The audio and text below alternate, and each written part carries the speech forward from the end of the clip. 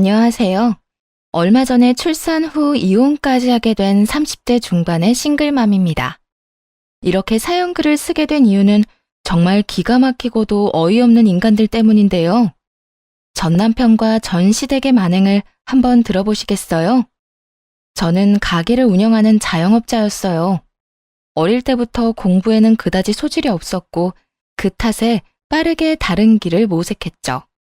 그러다 깨달은 건 그나마 장사 소질이 있다는 거였는데 참 다행인 일이었어요.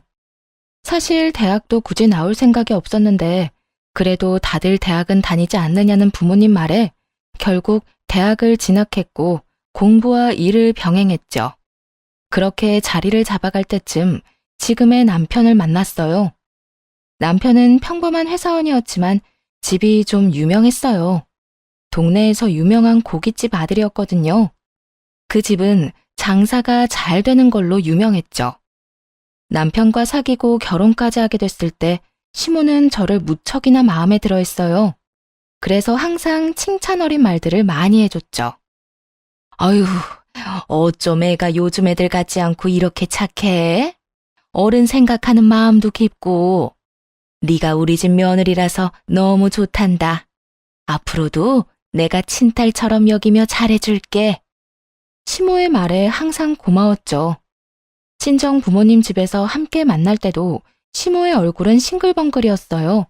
고급 주택에 딱 봐도 비싸 보이는 집에 살고 있으니 아마 부자라고 생각한 모양이에요. 그게 이유인지는 몰라도 친정집에서 시모를 한번 대접한 뒤로 더욱 예뻐라 하더군요. 우리 며느리예요. 마음씨도 곱고 애가 참 바르게 컸어요. 우리 아들이 아가씨를 참 잘 만났죠. 지인이나 친척분들에게 소개할 때도 칭찬 일색이더라고요. 하지만 시모와 함께하는 시간이 길어지면서 시모의 그런 말이 무엇을 의미하는지 점점 제대로 느낄 수 있었어요. 시모는 저를 좋아하는 것이 아니라 제가 줄지도 모를 돈을 좋아하는 거였다는 걸요.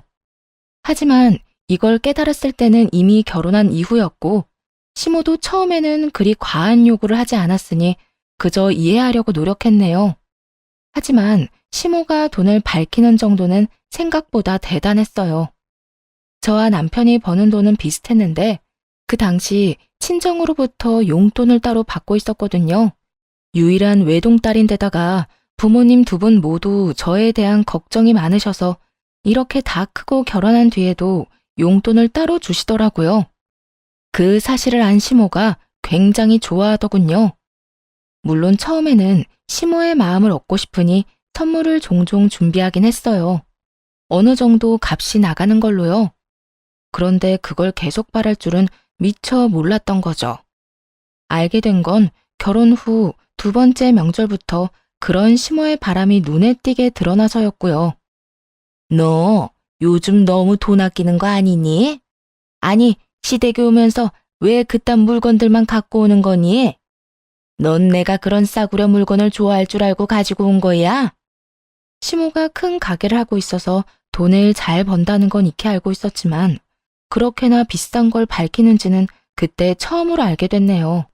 언제는 돈도 돈이지만 애가 바르게 커서 좋다더니 결혼하고 나니 돈돈거리더라고요.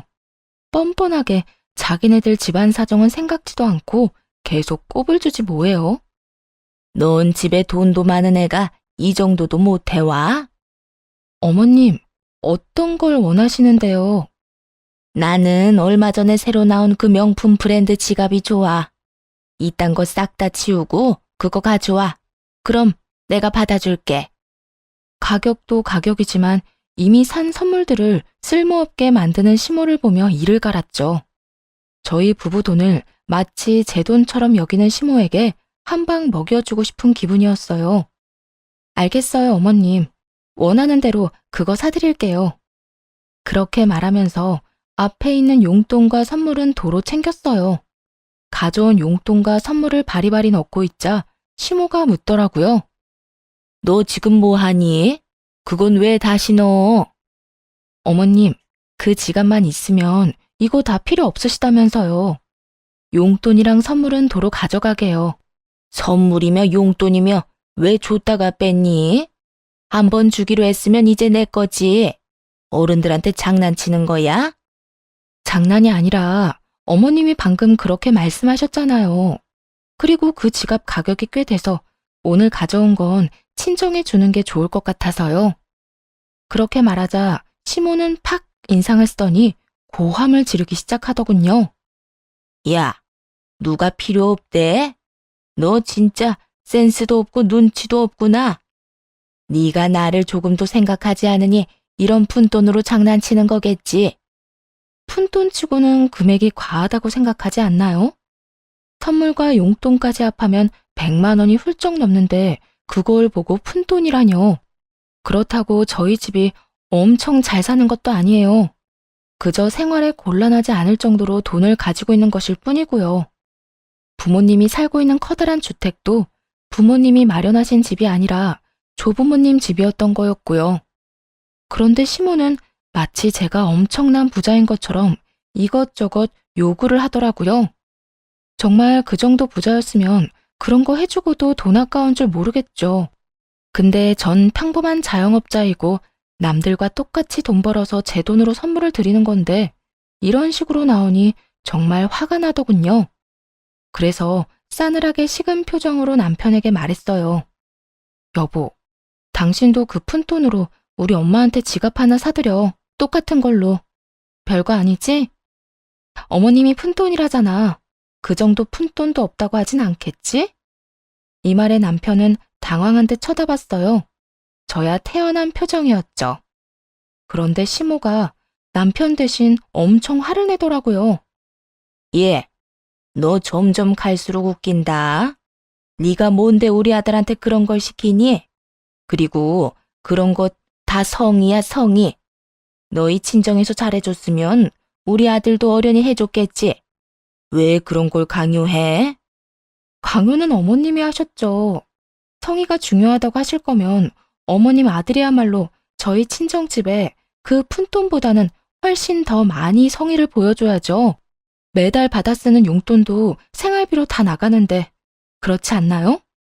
그렇다고 어머님이 저희한테 용돈을 주시진 않잖아요. 그래도 그렇지.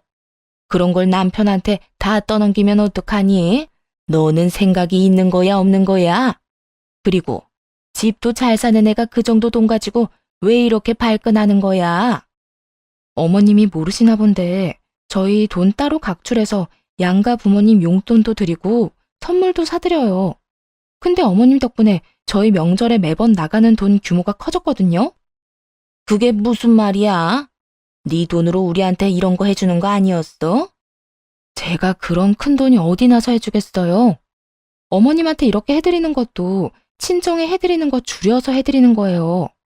어머님이 200만 원 넘는 성의를 요구하셔서 친정 부모님은 50만 원 정도밖에 안 되는 성의를 받으시거든요. 그렇게 이야기하며 시모를 째려봤죠.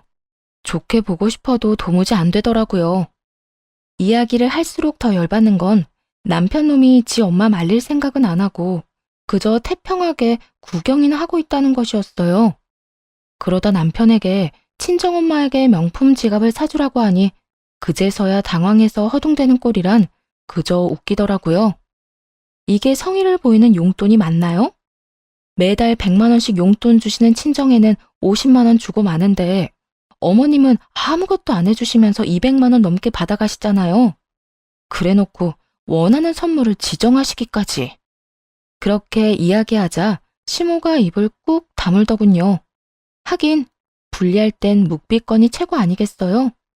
근데 어떡하나요? 지 아들놈은 당장 발등에 불이 떨어졌는데 여보, 나 진짜 더 이상 낼 돈 없어. 어떻게 이번에도 당신이 좀 해주면 안 될까? 그리고 장모님 비싸고 이런 거 별로 안 좋아하시잖아. 그런데 굳이 꼭 해드려야 돼? 이런 상황에서도 제게 떠넘기려는 듯 남편놈이 울상을 지으며 불쌍한 척을 하더군요. 그래서 냉정하게 말해줬죠. 안 좋아한다고 싫어하는 건 아니지. 비싸고 좋은 거 누가 싫어해? 우리 엄마도 비싼 거 좋아해. 다만 벌어서 저축해야 될 시기에 그런 식으로 우리가 돈 쓰는 거 별로 반기질 않아서 그러시는 거지. 다 우리 생각해서 용돈도 주시는 거고. 그러면 항상 했던 것처럼 하면 되잖아. 아니면 이 선물들 장모님한테 갖다 드리면. 근데 당신도 정말 염치 없다. 당신 부모님은 원하는 브랜드까지 골라서 명품 지갑 사달라고 당당하게 요구하는데 어떻게 우리 집에는 50만 원으로 퉁치자고 말할 수가 있어?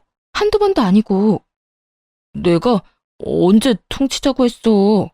그냥 장모님이 그런 거 안 좋아하시니까 안 하는 게 낫지 않냐고 물어보는 거지. 그럼 당신 어떡할래? 둘 중에 하나 골라. 친정이랑 시댁 규모를 맞출 거면 어머님 걸 줄이는 게 나을까? 아니면 친정에 주는 걸 늘리는 게 나을까? 양가 똑같이 하게 되면 너도 그만큼 더 내야 돼. 지금도 내가 더 내고 있잖아. 왜 그렇게 빡빡하게 물어? 이때까지 잘했잖아. 그냥 그렇게 하면 되지.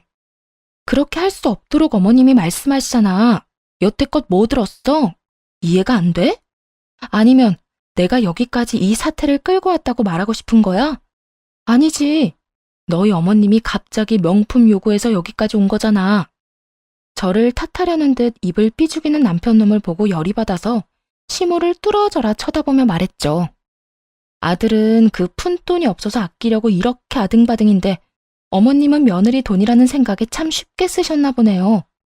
앞으로도 그렇게 요구하세요. 더 큰 걸 요구할수록 저도 남편에게 더 많이 돈 내라고 요구할 테니까요. 그 이야기에 시모가 입술을 꽉 물더군요. 분리할 때마다 나오는 버릇인가 보죠. 그걸 보니 체증이 좀 내려가는 기분이었어요. 솔직히 이쯤 되면 그만하라고 말할 줄 알았거든요. 아니면 패배 선언이라도 할 줄 알았는데 시모는 전혀 가타부타 말이 없더라고요. 머릿속에서 이리저리 저울질하는 모양이었죠. 그래서 시모가 선택하기 쉽도록 남편에게 칼자루를 쥐어주기로 했어요. 어머님이 당신 힘든 건 생각도 안 하시나 봐. 그럼 앞으로는 당신도 돈 더 내야겠네. 일단 200만 원부터 내봐. 명품 지갑 사러 가야지. 그 말까지 듣고서야 남편 놈도 움직이더군요. 엄마, 우리 결혼한 지 얼마 안 됐고 지금 돈 모아야 할 때거든? 이런 비싼 거 요구하는 거 좀 자제해줬으면 좋겠어. 나도 돈 별로 없고. 솔직히 장모님은 이런 거 안 바라셔. 그분은 그런 거 없어도 교양 있어 보인다고. 엄마는 아무리 비싼 걸로 꾸며봐야 어차피 고깃집 아줌마잖아. 야, 너 말 다 했어? 그 고깃집으로 너 대기업 보냈어. 이게 어디서 지금 엄마 무시하는 말을 해? 그러니까 좀 작작 좀 하시라고요. 아니, 적당히 좀 해야지. 이게 뭐야? 아들 대기업 보냈다고 가죽까지 벗겨먹어서 명품으로 휘두르고 다닐 작정이에요? 적나라하고도 필터 없이 솔직한 남편놈의 말에 시모의 얼굴은 벌겋게 달아올랐고 그제야 됐다며 다 치우라고 하더군요. 됐어. 다 치워. 너희들이 주는 거 내가 앞으로 받나 봐라. 여보, 됐어. 이제 명절에 우리 집엔 안 해도 되니까 돈 적게 내도 되지? 분위기라고는 요만큼도 읽을 줄 모르는 남편놈이 해실해실 웃으며 이야기하는데 저도 모르게 박수치며 웃을 뻔했지 뭐예요? 역시 상대방을 조용히 만들려면 약점을 건드려야 직격타인 것 같더라고요.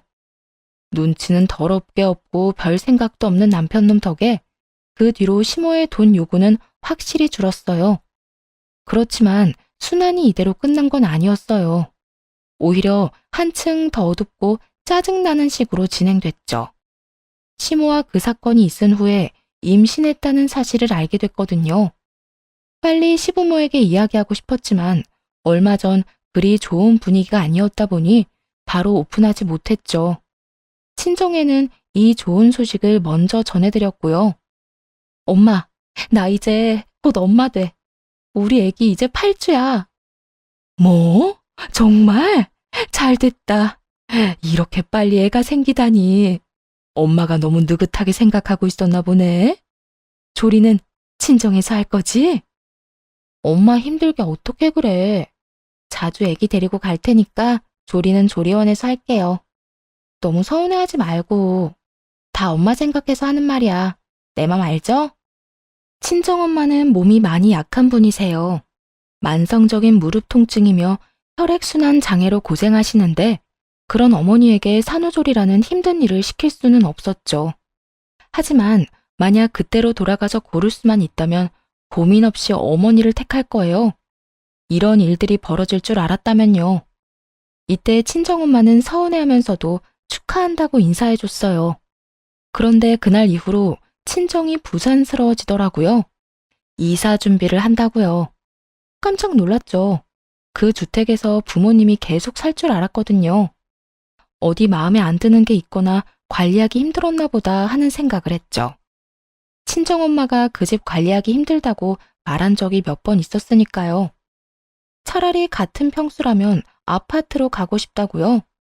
저야 주택이 더 좋았지만요. 친정 부모님이 이사 준비에 바쁜 이때부터였을 거예요. 시모가 저를 보는 눈빛이 달라졌다는 게 피부로 느껴지더라고요. 지난 명절에 명품 지갑 사건 이후로 시모가 저를 곱게 보지 않는다는 건 알고 있었지만 더 나아가서 아예 눈빛이 감시하는 것처럼 바뀌었더군요. 시모가 저런 식이니 애를 임신했다고 직접 전하기가 좀 꺼려질 정도였으니까요.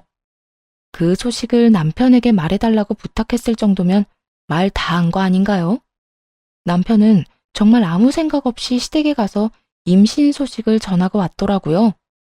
그런데 그날 이후부터 남편도 뭔가 대면대면하게 변한 것 같은 기분이 들었어요. 이상하다 싶었지만 시모에게 싫은 소리라도 들었나 싶었죠.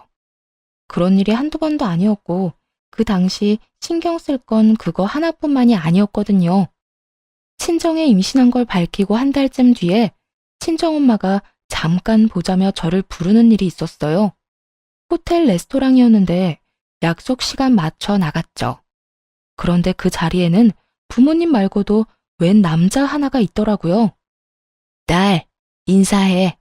우리 집 리모델링 맡아주실 업체 사장님이셔. 사장님은 생각보다 젊은 분이었어요. 인사를 하고 앉으며 물었죠. 엄마는 엄마네 집 공사하면서 왜 딸을 불렀어? 아, 맛있는 거 사주려고? 아니, 엄마 작은 평수로 이사 가는 곳은 이미 리모델링이 다 된 집이라 조금만 고치면 돼. 이분은 너희 집 고쳐줄 분이시지. 엄마 살던 큰 주택 네가 들어가서 살아 앞으로. 엄마랑 아빠가 주는 출산 선물. 어때? 서프라이즈 다 왔어? 이 아빠가 아무리 생각해도 말이지. 우리 딸이 지낼 집인데 거기서 살 사람 의견도 중요할 것 같아서 부른 거야. 식사하고 나서 두 사람이서 잘 이야기해서 집 예쁘게 고쳐서 써. 알았지? 정말 깜짝 놀랐어요. 그 집을 줄 거라고는 생각도 못 했거든요. 어릴 때 할머니, 할아버지와 함께 3대가 그 집에서 같이 살았던 적도 있어서 꽤 정이 많이 붙은 집이었는데 그걸 선물로 준다니 감동이었죠. 그것 때문에 작은 평수로 이사 간 거야? 그렇게 안 해도 되는데. 그럼 명이라도 아빠랑 나 반반할까? 그것도 좋은 생각이지. 대신 너희 집 팔고 나서 생긴 돈에서 우리가 준 돈은 다시 돌려줘야 하는 거 알지? 계산은 바르게 해야지. 당연하죠. 걱정 마. 그거 팔고 아버지가 그때 지원해준 돈 꼭 다 갚고 들어갈게요. 고마워요, 아빠, 엄마. 너무 행복했어요. 그렇게 행복을 곱씹으며 밥을 먹고 인테리어 직원분이랑 커피숍에서 이야기까지 끝냈죠. 원하는 옵션을 이야기하고 바로 생각이 안 나는 부분은 다음 주에 다시 만나 상의하자고 이야기하고 나왔어요. 그렇게 나오면서 생각했죠. 남편에게는 진짜 서프라이즈를 해주면 좋겠다고요. 그래서 때가 될 때까지 숨기기로 했어요. 그 뒤로도 몇 번 더 그 사장님과 만나서 이야기를 나눴고요. 남편에게는 비밀로 하고 여러 집의 도면을 찾아보고 TV로 집 소개해주는 곳도 보면서 더 좋은 집으로 바꿔보려고 열심히 이것저것 공부했네요. 기분이 참 좋더라고요. 제 집을 꾸미는데 제 의견이 들어간다는 게 생각보다 정말 즐거운 일이었죠. 그런데 그렇게 즐거운 시간을 보내고 있던 어느 날, 시모가 잠깐 시댁으로 오라며 연락을 했어요. 평상시에 잘 부르지 않는데 무슨 일로 부른 걸까 싶어 시댁으로 갔죠. 그런데 시댁 분위기가 착 가라앉은 것이 심상치 않더군요. 남편도 그 자리에 있기에 남편 옆에 가서 앉았어요. 그런데 엉덩이를 대고 앉자마자 시모가 탁자 위로 서류 봉투를 하나 탁 내려놓더군요. 얌전한 고양이 부뚜막에 올라간다더니 너 참 대단하네. 어떻게 시어머니랑 남편 몰래 남자를 만나고 다닐 수가 있어? 당황하기도 하고 뭔 소린가 싶어 봉투를 열어 안에 있는 사진을 확인했죠. 그랬더니 저와 인테리어 업체 사장이 호텔에서 나오는 사진이 찍혀 있더라고요. 순간 뒤통수가 얼얼하더군요. 뒷조사하고 있었다는 것에 배신감을 강하게 느꼈거든요. 뒷장 그 뒷장을 넘길수록 어이가 없었어요. 호텔 사진을 제외하고서는 외도 사진처럼 보이는 건 단 한 장도 없었거든요. 그럴 수밖에요. 항상 서류를 들고 만나서 의견 조율하기 바빴는데 어떻게 그런 사진이 찍힐 수 있겠어요? 긴 말 안 한다. 나는 이런 오점 있는 애를 내 며느리로 인정할 수 없어. 그리고 너 정말 독하더라. 어떻게 너희 친정 망해가는데 나한테, 아니 우리 아들한테 한마디도 안 했니? 이건 또 무슨 소린가 싶었죠. 고개를 들어 황당한 얼굴로 시모를 쳐다보니 그러더군요. 너희 집 망해서 그 집 팔고 작은 평수로 갔다며. 내가 이런 말까지는 안 하려고 했는데 너무하는 거 아니니? 네가 우리를 믿지 못하고 숨겼으니 우리도 너 믿을 필요 없겠지. 이 이야기를 듣는 순간 딱 감이 왔어요. 이 인간들이 제 외도를 탓하고 싶은 게 아니라는 걸요. 외도는 명분이고 실제로는 우리 집이 망한 것 같으니 너랑은 인연 끊겠다. 이 생각인 거였죠. 눈을 질끈 감게 되더라고요. 남편과 여태 쌓아올렸던 것들은 다 뭐였지? 우리의 결혼이 이렇게 허무한 거였나? 수만 가지 생각이 머릿속을 맴도는데 남편 놈은 여전히 조용하더라고요. 남편에게 물었어요. 당신도 그렇게 생각해? 내가 정말로 외도했다고 생각하는 거야? 우리 뱃속의 애는 어떡할 건데? 지금 이혼하면 애는? 남편 놈은 시모에게 무슨 소리라도 들었는지 입을 다물고 아무 말도 하지 않더군요. 이놈이 이렇게 뒤통수를 칠 줄이야. 상상도 못한 반응에 남편 놈을 탓하자 시모가 강한 힘으로 떼어놓더라고요. 이게 어디서 남의 귀한 아들 멱살을 잡아. 야, 뱃속의 애가 누구 아인지는 모르지. 그러네, 우리 집안 핏줄로 못 받아들여. 어디서 뒹굴다 왔는지 모르는 년이 뭔 거짓말을 못하겠어? 그럼 친자 검사라도 해요. 그러면 되잖아요. 애 낳고 나서 검사하시면 되죠. 그리고 그 사진도 다 설명할 수 있다고요. 그만해. 더 이상 우리 아들 앞길 망치지 말고 썩 꺼져. 나는 애초부터 너랑 안 맞았어. 어른한테 두 눈 동그랗게 뜨고 대들 줄이나 알고. 남편 조종해서 시어머니 힘도 못 쓰게 하는 거 내가 모를 줄 알았어? 남편을 조종해서 저를 못 살게 구는 건 시모도 마찬가지였죠. 지금 이 상황에 남편 놈이 시모 이야기만 철석같이 믿고 있다는 게 무슨 뜻이겠어요? 저놈도 지금 여기서 시모 편들겠다는 거잖아요. 뱃속에 지새끼 품고 있는 제가 뻔히 옆에 있는데도. 우리 집에 너 반겨줄 사람도 없고 너하고 잘해볼 사람도 없어. 그러니 당장 이 집에서 나가라. 그리고 이혼 소송 판결 나는 대로 그 집도 싹 다 팔아치울 거야. 네가 잘못했으니 위자료도 청구할 거고. 그렇게 알고 있어. 그렇게 시모의 축객령이 떨어지고 쫓겨났어요. 해명? 물론 할 수 있었죠. 하지만 하고 싶은 생각이 싹 달아나 버렸네요. 해명을 하겠다는 건 이 사람들과 오해를 풀어서 다시 함께 하겠다는 거잖아요. 그런데 더 이상 그러고 싶은 마음이 눈꽃만큼도 없었거든요. 저쪽에서 저를 떨쳐내고 싶어 하는데 아예 싹둑 끊어서 떨어져 나가고 싶은 건 오히려 제 쪽이었으니까요. 그렇게 신발을 신고 있는데 뒤에서 시모와 남편이 나누는 이야기가 들리더군요. 아들, 친자 검사 같은 거 절대로 하지 마. 애 있으면 재혼하는데 얼마나 힘든지 알아? 아예 저 더러운 씨앗은 네 애가 아닌 게 다행인 거야. 그러니까 절대로 친자검사 하지 말고 이혼해. 알았지? 근데 엄마, 이런 걸로 이혼이 되긴 할까?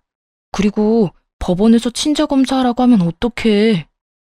그건 내가 다 알아서 할 테니까 넌 아무 걱정하지 마. 그리고 이거 꼭 기억해. 침몰하는 배에 같이 타고 있다가 다 같이 망하는 것만큼 재수 없는 것도 없어. 우리라도 빠져나와야 살 거 아니니? 네 처갓집은 이제 망해서 앞으로 우리한테 손 벌릴 거란다. 나는 그 꼴은 죽어도 못 봐. 아니나 다를까 시모는 우리 집이 망하고 있다고 착각하고 있더군요. 작은 평수로 이사 가는 걸 알자마자 지레짐작으로 아들 내외 이혼부터 시키려고 하다니 결혼할 때도 저희 부모님 사시는 집을 보고 결혼시킨 게 분명해 보이는 말이었죠. 왜 친정 부모님이 그 집을 팔기로 했는지에 대해선 이혼 전에는 저 인간들에게 알려줄 생각이 사라지게 하는 말이었고요. 집으로 돌아와서는 남편을 기다렸어요. 마주치고 싶지 않았는지 아주 늦게 오더군요. 잠도 자지 않고 기다리고 있던 저를 본 남편이 한숨을 푹 쉬더군요. 당신 정말로 나랑 헤어질 생각이야? 어머님 없을 때 말해봐. 이거 네 생각도 어머님이랑 똑같아? 뱃속의 아기는 생각 안 해? 아, 이야기 다 끝났는데도 또 꺼내야 되겠어. 솔직히 먼저 수상한 행동한 건 당신이 맞잖아. 너 그 말도 안 되는 외도 사진 믿는 거야? 내가 그 사람하고 팔짱을 꼈어? 뭘 했어? 앉아서 이야기만 나눴을 뿐이잖아. 그러니까 왜 호텔까지 갔었냐고. 뭐, 더 이상 이야기하고 싶지도 않고, 난 그냥 네가 좀 편하게 이혼해줬으면 좋겠는데. 너 진짜 나중에 후회하지 말고 지금 잘 생각해. 정말 이혼할 거야? 너랑 나랑 결혼한 지 이제 막 3년이야. 뱃속에 아기도 있고. 그런데 이 웃기지도 않은 사진 한 장 때문에 이혼한다고? 너 그것 때문에 이혼하자는 거 아니잖아. 그것 때문에 이혼하는 거 맞아. 그럼 내가 왜 이혼하자고 하겠어? 지가 뭔 생각하는지 눈에 빤한데도 남편 놈은 시치미를 뚝 떼더군요. 어머님이 또 바람 불어 넣었겠지. 우리 집 망했대? 그래서 빨리 손절하래? 돈 나올 구석 없으니까 빨리 헤어지라고? 무슨 소리야. 그런 거 아니거든. 어쨌든 난 이혼해야겠으니까 그렇게 알고 있으라고. 집요하게 묻자 평온하던 남편 놈은 눈에 띄게 당황하며 아니라며 손사래를 치더군요. 남편이 그렇게 회피하듯 자리를 떠나버리고 결심했죠. 이혼하고 이 인간들에게 절망을 보여주겠다고요. 그렇게 이혼 소송이 진행됐어요. 그런데 그 기간 동안 정말 웃기지도 않은 일이 벌어졌죠. 시모가 주변에 소문을 엄청 내놨더라고요. 제가 외도했기 때문에 헤어지는 거라고요. 이미 소문은 퍼질 대로 퍼지고 와전돼서 소문 속 저는 꼬리 9개 달린 구미호가 되어 있더라고요. 사귄 남자는 수도 없이 많으며 재산을 노리고 결혼했다는 이야기까지 나돌았죠. 그걸 아시곤 친정 부모님은 역정을 내셨어요. 이혼한다고 했을 때도 부모님이 이렇게까지 화를 내시진 않았거든요. 오히려 왜 적극적으로 해명하지 않았냐면서 더 강하게 말했어야 한다고 그렇게 말씀하시곤 하셨는데 이번에는 그 질이 다르잖아요. 저지르지도 않은 외도를 저질렀다는 소문이 파다하게 퍼지니 친정 부모님도 완전 열이 받으신 거죠. 너희 시어머니 도대체 뭐 하는 짓이니? 언제는 조용히 이혼해달라면서. 그런데 이제 와서 이런 식으로 헛소리를 퍼뜨려? 이 인간들이 진짜. 엄마, 그냥 놔둬요.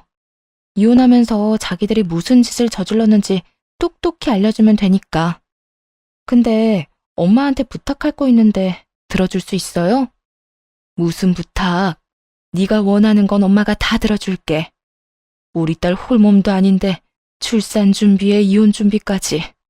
엄마, 요즘 너 보고 있으면 슬퍼. 솔직히 그 인간들하고 더 이상 같이 할 마음 없으니까 이혼하는 거야. 나한테 좋은 일이고. 시어머니가 소문 퍼뜨린 사람들 좀 찾아봐줘. 단톡방 문자 내역 같은 거 있으면 좀 보내달라고 해봐요. 그렇게 하나하나 증거를 모았죠.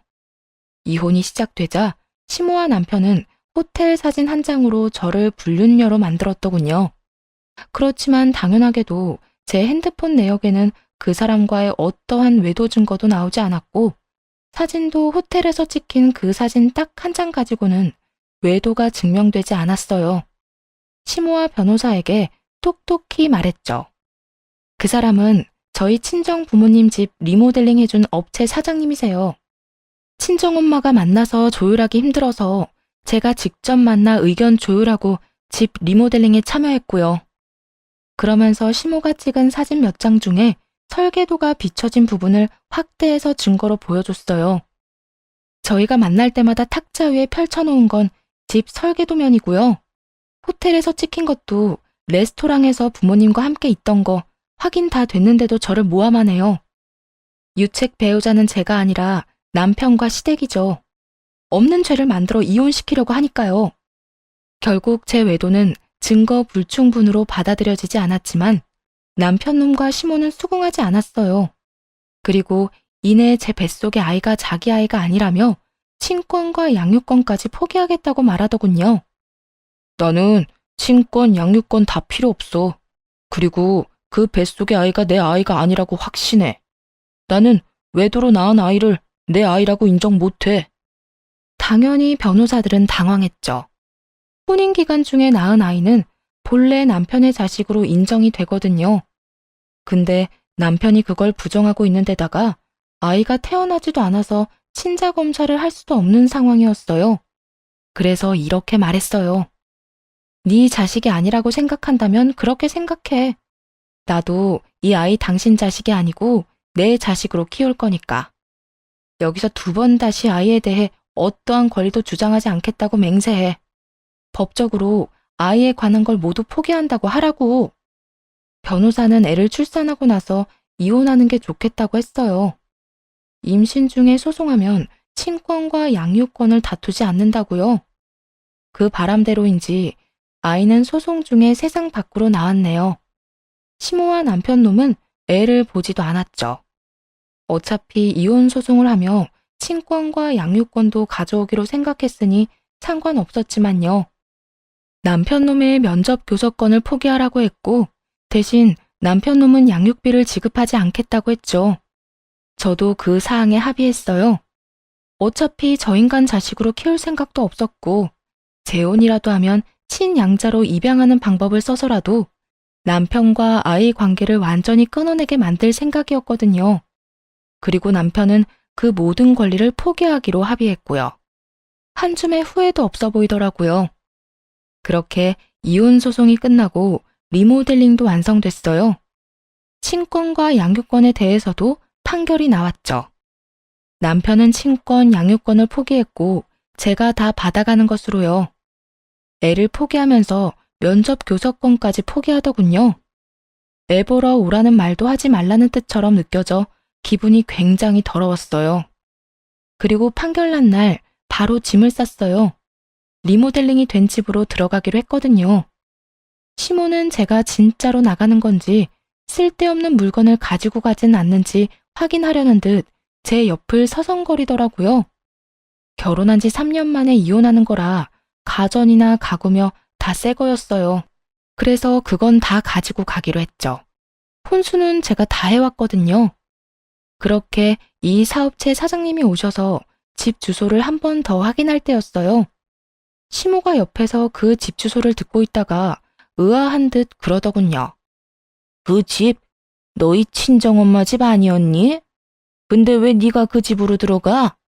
거기 팔았던 거 아니야? 그래서 너희 부모님은 작은 평수로 옮겨간 거 아니니? 아닌데요?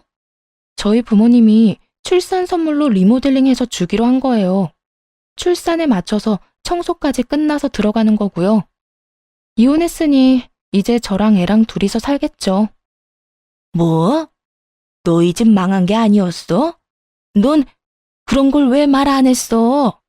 그럼 그 집 명의가 설마 네 거야? 네. 아버지랑 공동 명의로 할까 고민 중이에요. 아쉽네요. 거기서 세 식구 알콩달콩하게 살 줄 알았더니 둘이서 살게 됐네요.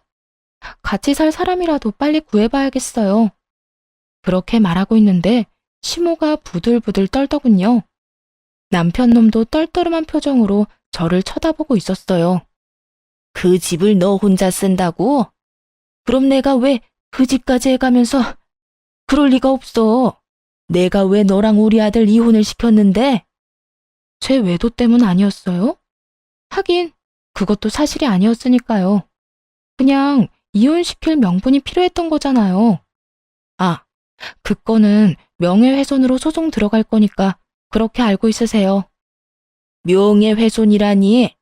우리가 언제 그런 짓을 했다고? 주변 사람들한테 소문 다 내셨다면서요. 제가 외도했다고. 어머님이 단체 톡방에 다 퍼뜨리셨더라고요. 증거, 증인 모두 충분하니 무혐의는 아닐 거예요. 며느리 모함해서 이혼시킨 집인데 그 모함 2번이라고 못할까요? 선자리는 들어오려나 모르겠네요. 재혼 빨리 시키고 싶어 하더니. 이 말에 시모가 바락바락 우기더군요. 그게 왜 명예훼손이야? 나는 사실을 말한 것뿐인데. 이게 다 네가 말을 제대로 안 해서 벌어진 일이잖아. 서프라이즈 생각했거든요. 그리고 말 안 해서 결과적으로는 무척 다행스러웠죠. 당신네들 음험한 속내 알게 돼서 그대로 놔뒀으면 돈 뜯어내려고 안달이 났겠죠. 결국 명예훼손도 진행됐고 시모는 벌금형을 받았어요. 주변 사람들이 다 알게 됐으니 시모는 순식간에 피해자에서 가해자가 됐고요. 시모는 이 동네에서도 꽤 큰 가게를 운영했기에 아는 사람도 많고 단골도 많았는데 이 이야기는 순식간에 소문으로 번졌죠. 그렇게 제가 떠나고 시모와 남편이 몇 번이나 집으로 찾아왔어요. 조리원에서 나온 뒤에도 친정 부모님은 새로 이사간 집이 아니라 제가 들어간 그 집에 머물고 계셨거든요. 남편과 시모는 얼굴에 철판이라도 깔았는지 계속 찾아와 하소연했어요. 예, 내가 오해가 있었어. 내가 다 잘못했으니 우리 손주라도 좀 보게 해주면 안 되겠니? 우리 손주라뇨. 제 아이는 제가 혼자 낳은 제 아이예요. 아주머니 손주가 아닌데요. 그렇게 말하자 현관문 앞에서 집에 들어오지도 못하고 쳐다보기만 하던 남편놈이 다급히 말하더군요. 여보, 어떻게 천련을 끊어? 우리 애가 어떻게 내 애가 아니라는 거야? 불과 몇 개월 전에 내 뱃속의 애가 네 새끼가 아니라며? 왜 갑자기 내 애가 네 애가 돼? 단체로 정신이라도 나갔어? 면접 교섭권도 포기한 인간이 갑자기 부성애라도 생겼을 리는 없고. 왜? 당신도 이 집이 탐나? 그런 거 아니야, 얘. 우리는 그저 손주만 보고 싶을 뿐이고.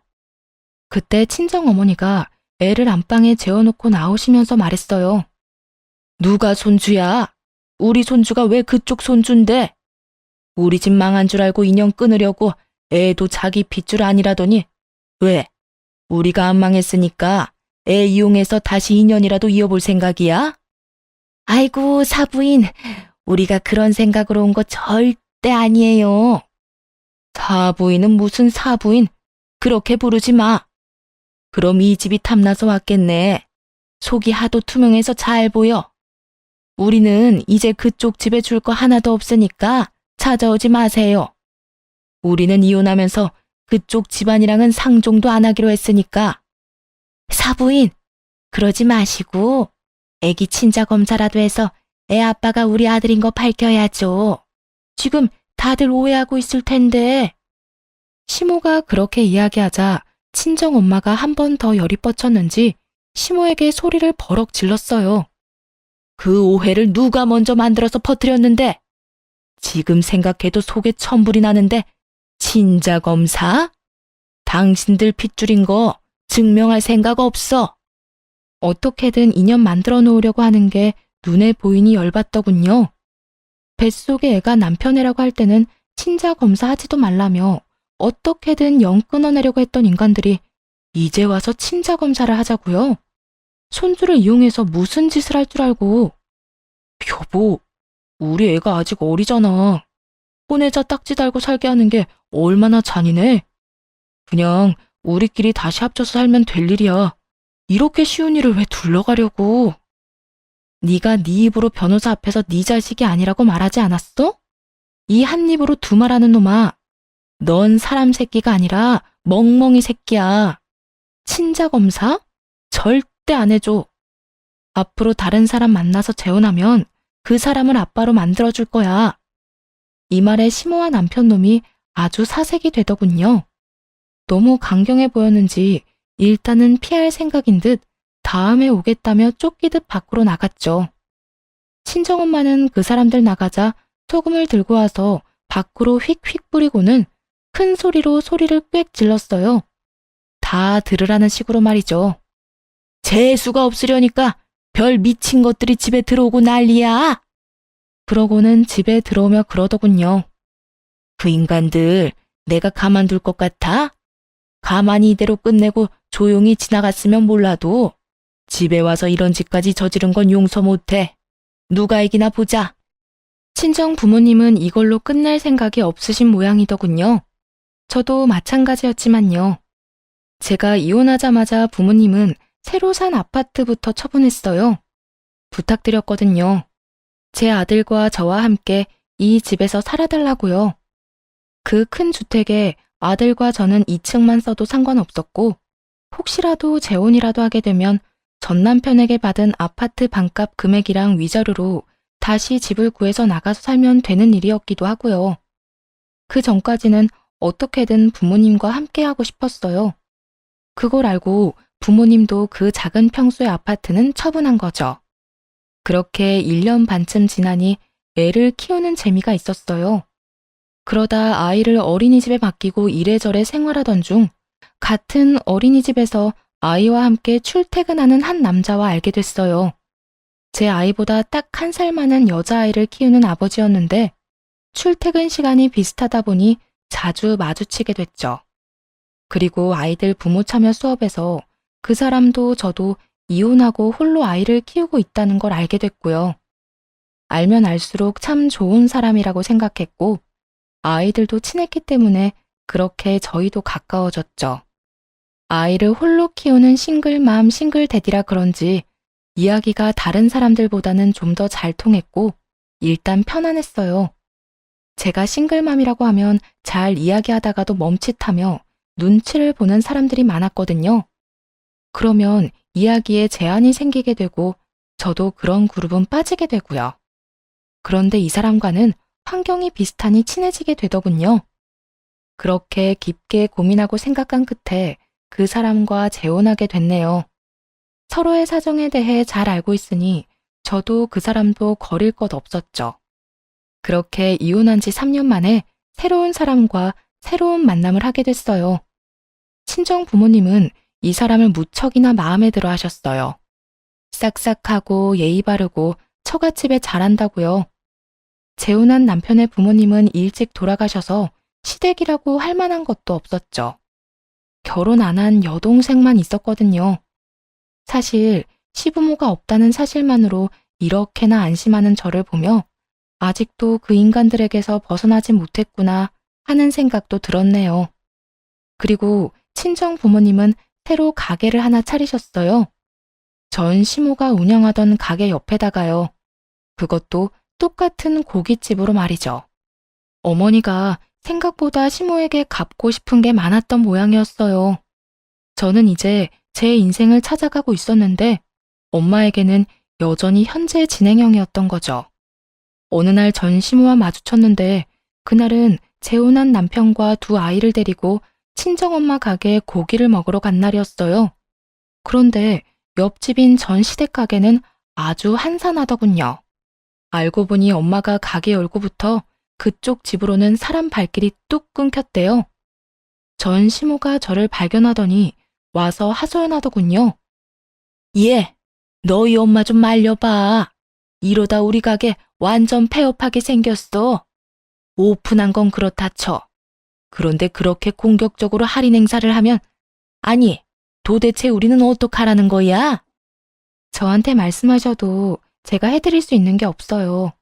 가게는 어머니 소관이고 어떤 방침을 쓰던 저랑은 상관없으니까요. 저는 남편이랑 애들하고 그냥 같이 밥 먹으러 온 것뿐이에요. 남편? 너 벌써 재혼을 했단 말이야?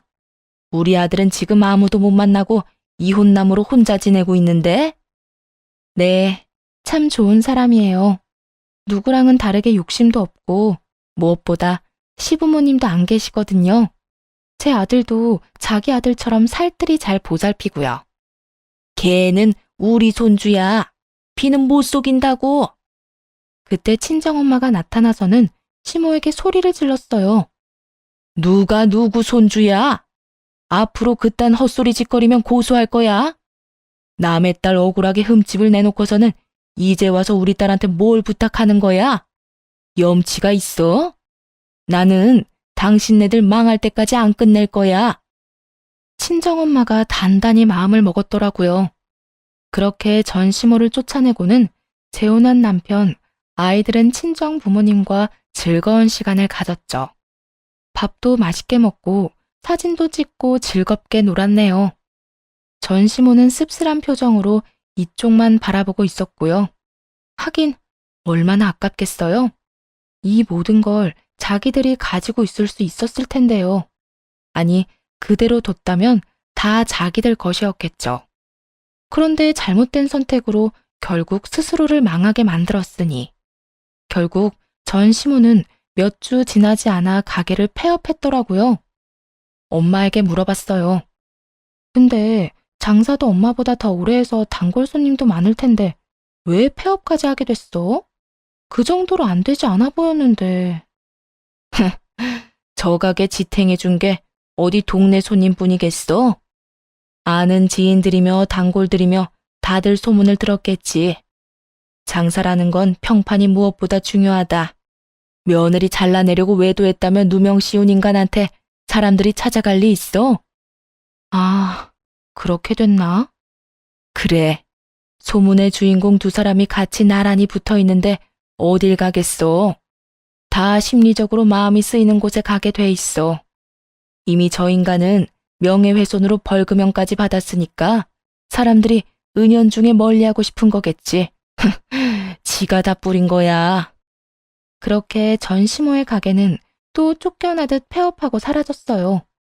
돈돈거리면서 친정 이용하다가 망할 것 같으니 바로 발 빼려고 며느리한테 누명까지 씌우던 사람이었으니 결국엔 빠른 손절이 답이었다고 생각해요. 누가 날 이용한다 싶은 생각이 들면 빠르게 벗어나는 것도 방법이에요. 이야기 재미있게 읽어주셨는지 모르겠네요. 모두들 행복한 하루 보내세요.